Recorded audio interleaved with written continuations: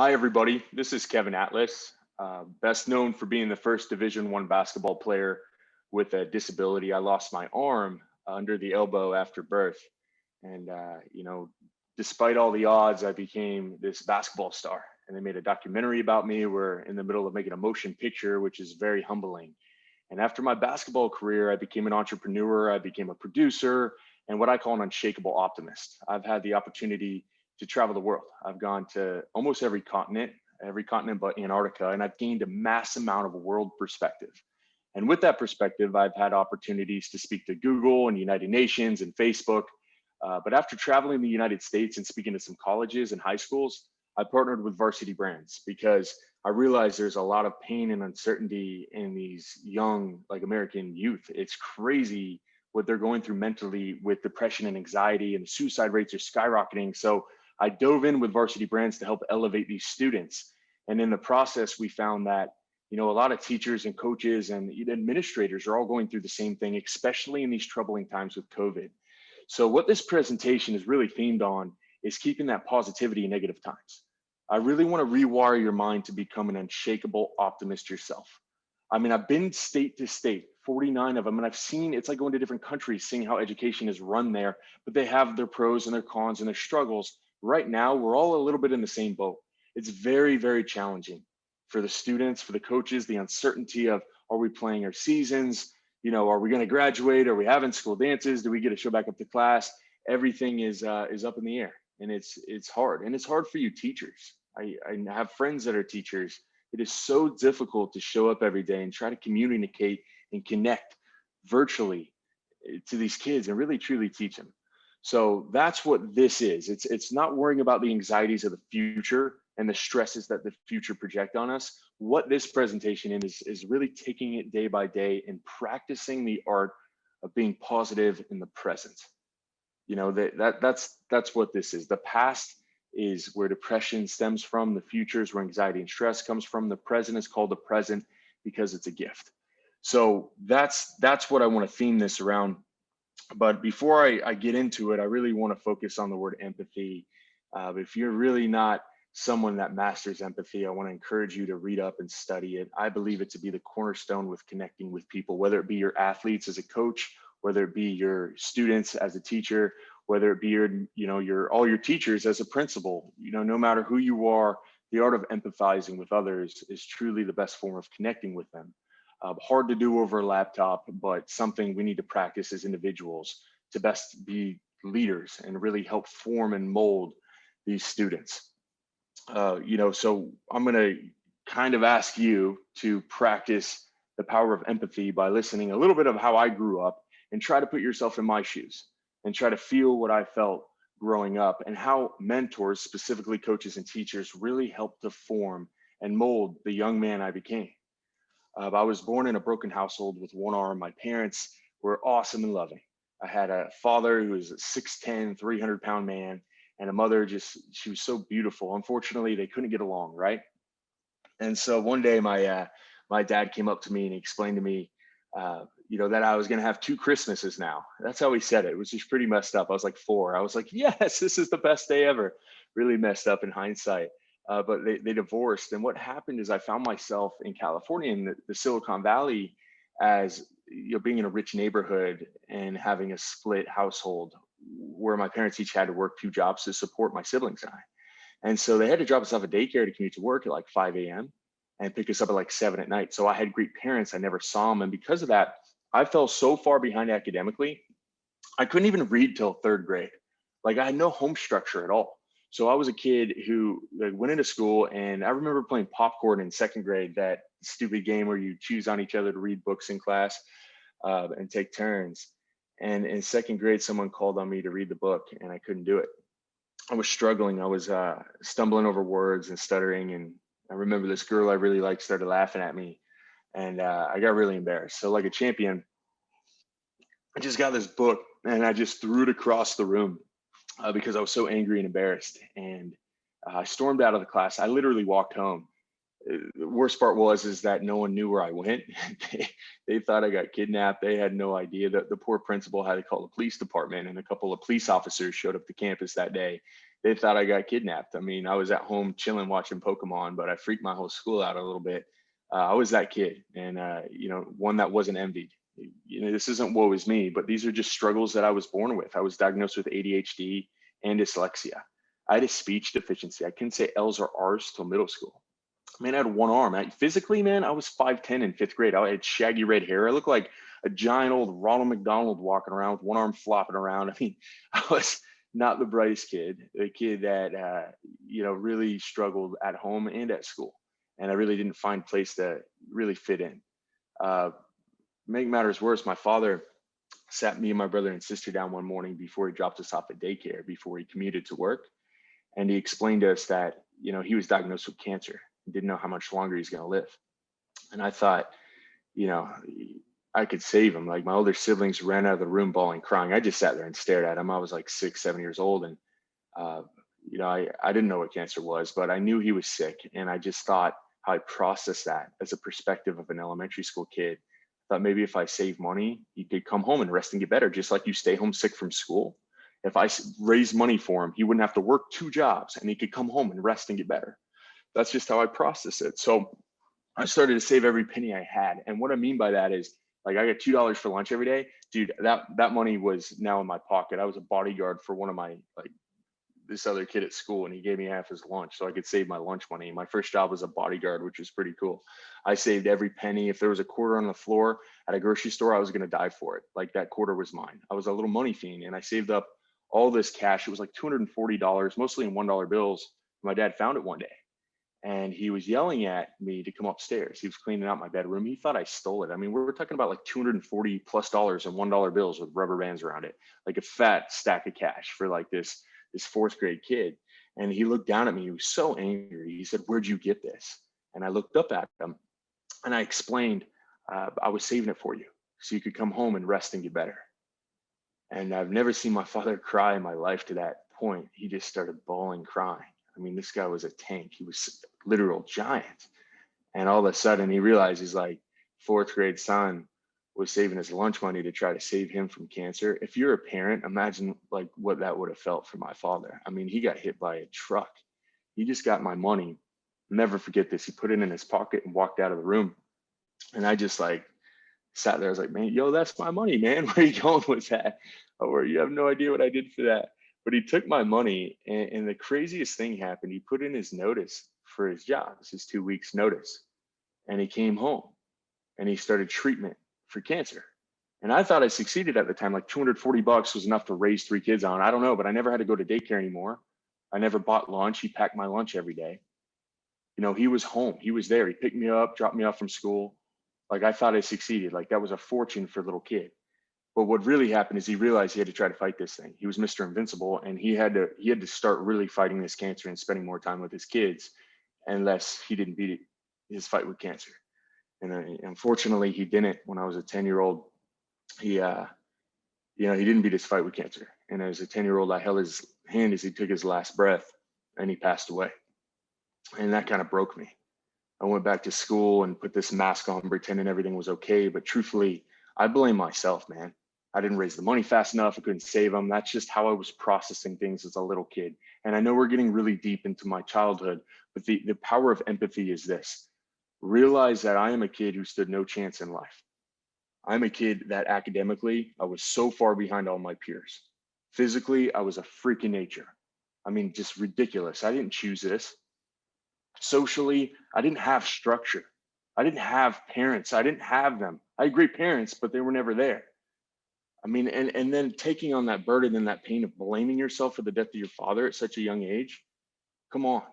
I mean, I literally stood no chance to be successful, no chance to be happy.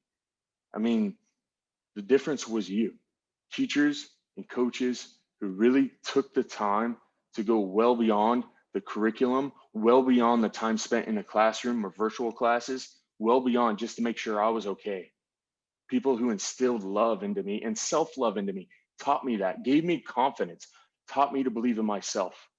And then I made a believer out of the world. Today, I'm 30 years old, traveled the world. I've done a lot of things. I've been a board member for the Special Olympics, a spokesperson for Boys and Girls Club of America. I'm filming a TV show with Mark Wahlberg. I'm the face of Varsity Brands. I'm a blessed human being. and I got married and I had a son a couple months ago during all this COVID craziness. I'm a blessed man. I am. And I'm successful and I am happy. I am all these things because of you, because you took the time. People just like you in your position as a coach or a teacher, a faculty member who stepped up and took that extra time to give a little love to a kid who was really struggling and needed it. Well, here's some news. All your kids need that love now. The majority of them are really suffering. These times and this transition is tough. And it's not just them that are struggling, it's you too. And it's hard. And so this opportunity for me is taking a little bit of the wisdom that you instilled into me and I've gotten from the world and shifting that right back to you. Practicing the ability to get rid of the distractions of the stress and anxiety of the future and really focusing on the positives, really focusing on how can I change and shift and rewire my mind to be a positive human being in negative times. And then you will ultimately thrive and you will allow everyone around you to do the same. You will elevate them. And that's what you need, whether it be an athletic team, whether it be your classroom. Right now is the time to make that change and that transition so you can really, really do your job effectively. What happened, my turning point in life was in middle school. I went to this middle school called Pleasanton Middle School.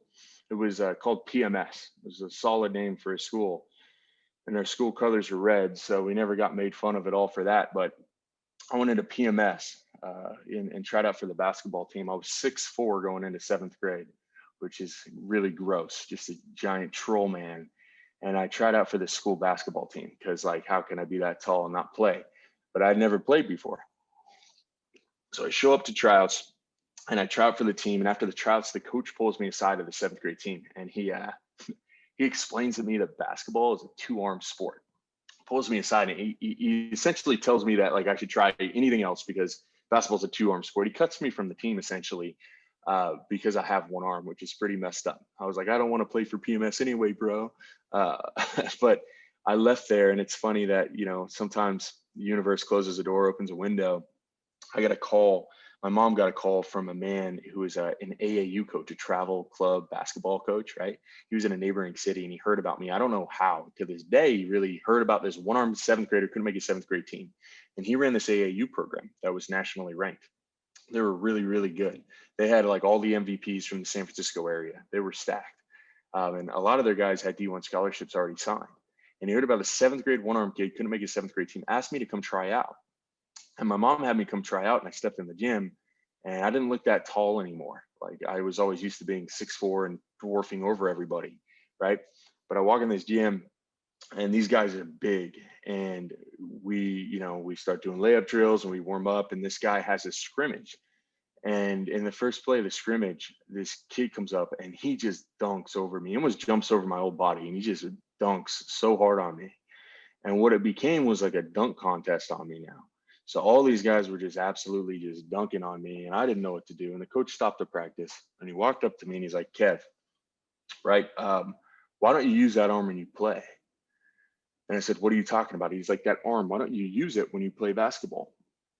And I said, man, I don't have an arm, right? That's the whole thing. And he's like, no, man, that thing's a weapon. This thing, guys, I call it my nub. It's super awesome. It's pretty lethal. So this is my bone that essentially pops out of my arm. There's 2 of them. They're like little daggers, and it's incredibly strong because of the leverage. It's so close to my body. So I became this excruciating basketball player. This coach ultimately transformed me into the world's dirtiest basketball player because there's nothing in the rule book against nubbing people. So what he told me to do is just stick that thing in people's faces, dig it in their back, dig it in their rib cage. And I became this like terrorist on the court because I've broken several rib cages because of this. I've broken a few noses during my basketball career. This thing's super fast, super strong. It's like a little knife. And all of a sudden I'm just stabbing everybody with it. No one dunked on me the rest of practice. And one kid stopped and said, this is so unfair, coach. This is so unfair that he has 1 arm. Not for me, but for him. Now, consider that for a second. I mean, I walked into that gym with 1 arm, right?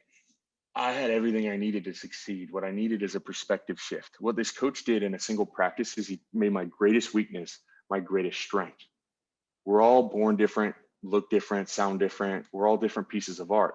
We all have our own insecurities, ADHD, dyslexia, all these things, these struggles that we deal with personally. We try to grow out of them or accept them and embrace them. This I couldn't hide. This was obvious. I got made fun of this relentlessly. You're practicing empathy. You're putting yourself in my shoes. Imagine going in a world where you can't do like patty cake or the YMCA. Does this look like a freaking M to you? Like, come on. Like, this was so awkward everywhere I went. Girls were ruthless. Guys were mean. I had no self-confidence. I hated looking in mirrors. It was so different in a world where every kid wanted to be the same. And all of a sudden, this coach, what he did is he instilled this self-love, this acceptance that I didn't have for myself. He instilled it in me. By just accepting and embracing this, allowed the world to accept me. For instance, if you can't accept yourself, who the hell in the world can accept and love you? So if you have a student out there who's struggling with self-worth or self-acceptance, if you have an athlete out there who's struggling because they're different, you have a responsibility. You have an opportunity to really change and re-trigger their mind to think of it as an advantage. How is playing basketball with one arm an advantage? It's because this guy convinced me that it was. And then I convinced the world that it was, and I changed the game of basketball. That is the power of perspective. That is the power of keeping positive about things that are really negative. I hated this thing. I'd do anything to change it, anything to hide it, to not be made fun of. And this coach allowed me to love myself, and that allowed others to love me too. How can you be a leader if you can't accept and embrace yourself? So I went on and I tried out for the 8th grade team. And not only did I make the team, I was the best player on it. I was nubbing people all day. They didn't know what to do. Became the champion at PMS. Let's go. Went to high school. And in high school, I tried out for the freshman team. And, I was crushing it. And my coach, the same AAU coach who taught me about the nub, taught me another very valuable lesson. He came up to me one day and he said, Kevin, I know you want to be an athlete in college, and I know you want to play D1. I know you love basketball, and I did. I mean, basketball felt like the only place I was truthfully accepted. People saw me in the basketball court crushing it with his arm. They started to respect me and accept me, and then I could self-love and accept myself. It gave me confidence. It gave me happiness. And this coach literally looked me in the eyes. The same guy that elevated me, now he was going to challenge me. This is what he did. He said, Kevin, you're never going to make it. You're never going to make it in basketball. 0.03% of high school basketball players statistically make D1 and get a scholarship. That's 3 to every 10,000. No one has ever done that with a disability. It's not going to happen for you. Because I know what you do when you go home. You go home from school. I talked to your mom. She told me, you go home, you eat a snack, you watch Netflix. You come to practice, work hard like everybody at practice isn't working hard. You go home, you shower, you eat a snack, you play video games, you procrastinate in homework half the time you don't do it. You go on social media, you're addicted to it. You go to sleep, wake up the next morning, and start your routine all over again. You think that working out in practice is going to make you better than every other player in this country? Every player is going to practice. What are you doing excessive of that? What habits have you instilled in yourself that are going to make you successful? He chopped me in half. He sent me home, man. I bawled my eyes out crying because I knew he was right. The power of a habit is what has made me successful. What this coach did for me originally was change my perspective to self-love myself, which gave me confidence, which gave me growth, which made me happy. Then he challenged me, the same challenge I'm going to challenge all of you, which is to really address what your routine is. What one negative habit can you take out of your daily routine and replace it with one really good one? Scientifically, scientists believe it takes 21 days to rewire your brain and make a new habit. You want to go to the gym, you want to lose weight, you want to build muscle, whatever it is. First day sucks, second day's worse. Once you do it 21 days, it's weird not to do. It becomes a habit, like blinking or breathing. It becomes part of your routine. So what I did for basketball is I went home and I realized my weaknesses. I wasn't strong. I wasn't very strong at all. I didn't look strong. My body was weak. I was a lanky guy. And I wasn't very fast. I had asthma.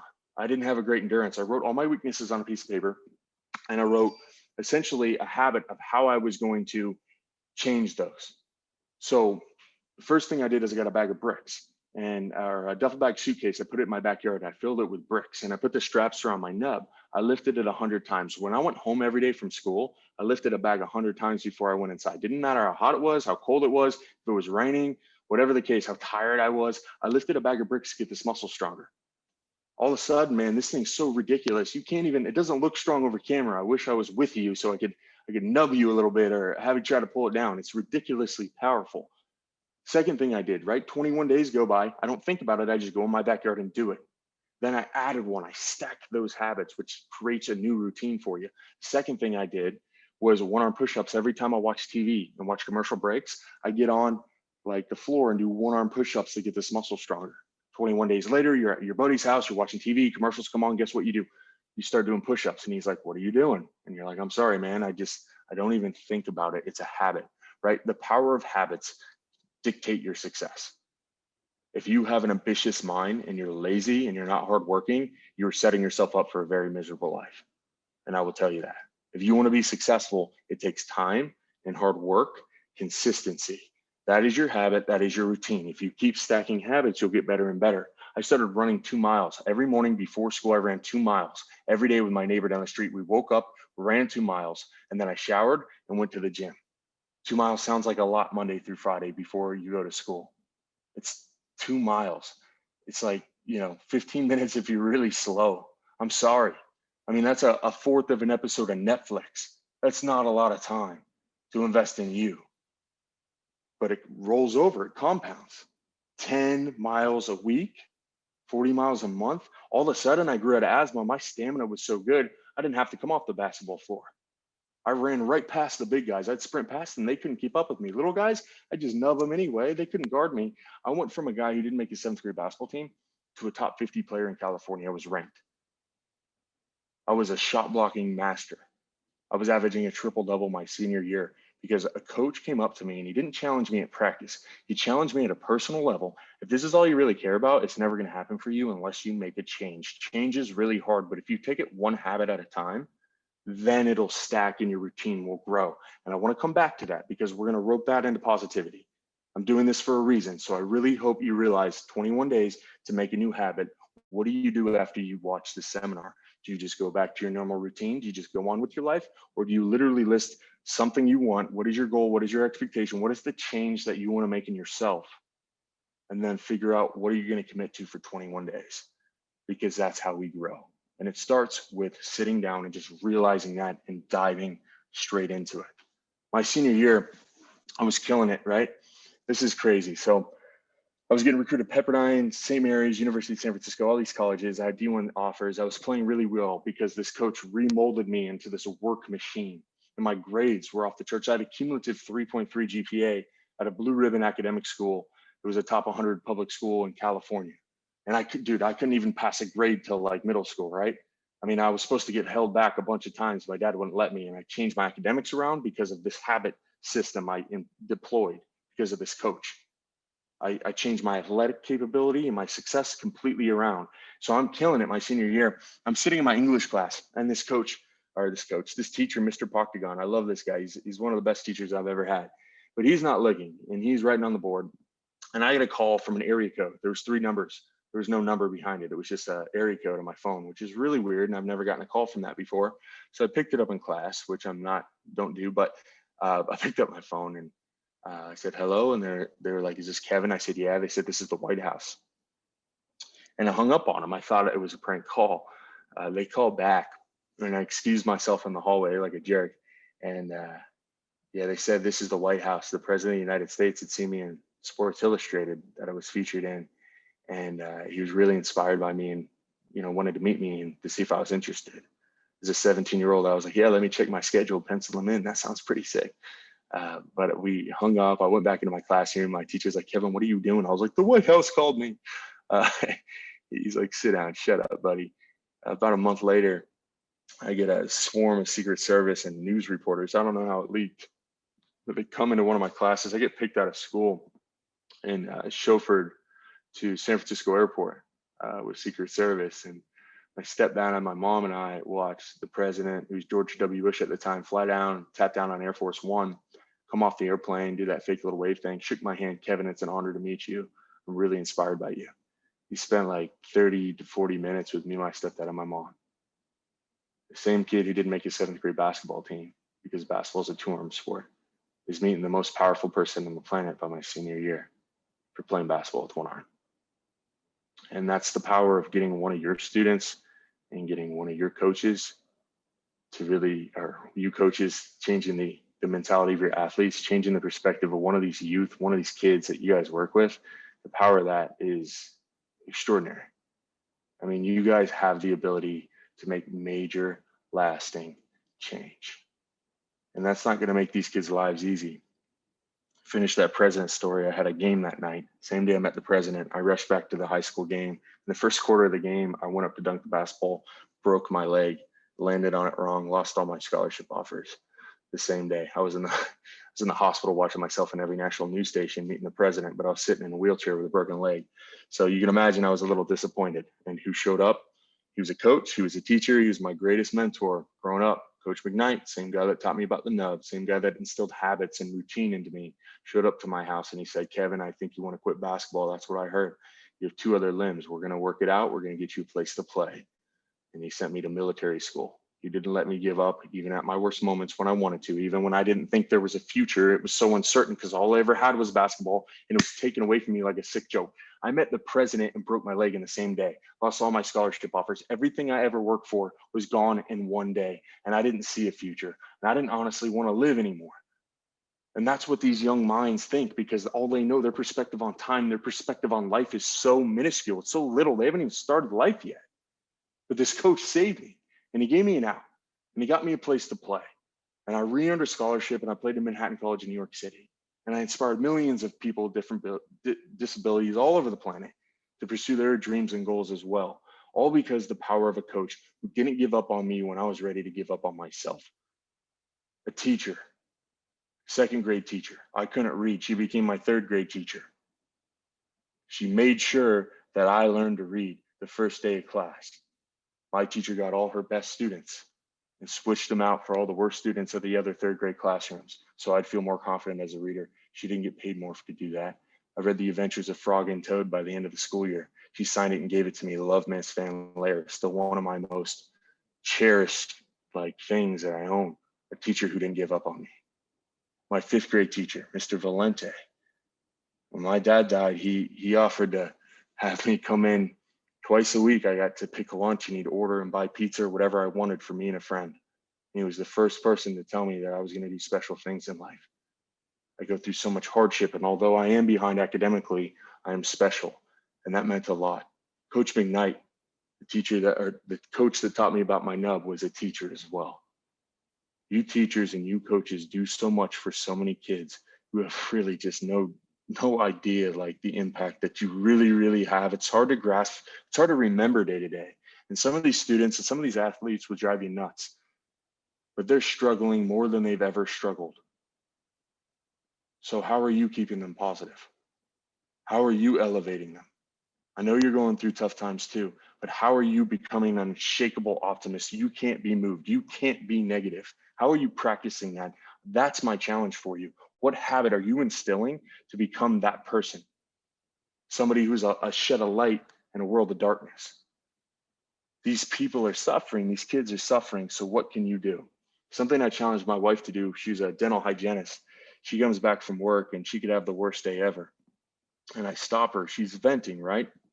I stop her and I challenge her, just tell me that the one thing before we start, tell me the one most positive thing about your day.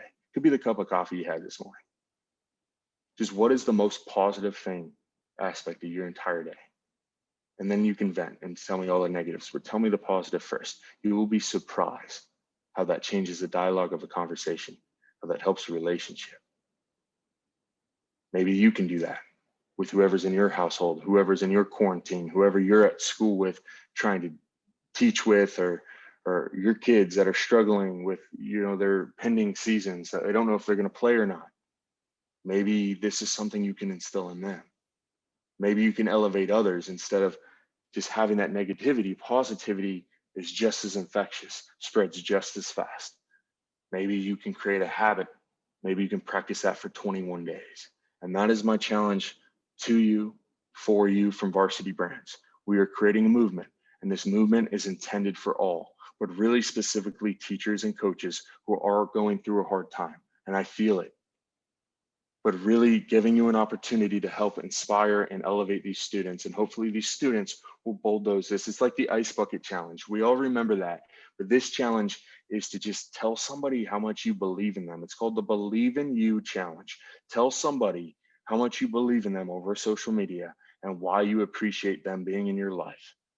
It could be as short as 30 seconds. Make a video, make a tweet, share it to somebody, and challenge them to do it to 3 other people. Getting one text, one DM, one post, seeing a post you're tagged in of somebody just reaching out and telling you, like, I know we're going through a tough time, but I really believe in you and how you're going to get through it. You're such an inspiration to me. I appreciate you. You've helped me so much in life, and I cherish our friendship. I cherish our relationship. I believe in you. You're going to go to the college you want to. You're going to get through these hard times. You're going to become that athlete. You work hard and you just need to endure this, and everything's going to work out in the end. Whatever it may be, whatever your message is, I challenge you to post something for an individual, 3 individuals, and hashtag Believe in You challenge on Facebook, on Twitter, on Instagram, whatever, and challenge them to do it for 3 more. So we can spread positivity like a wildfire, because it starts with you, and if not you, who?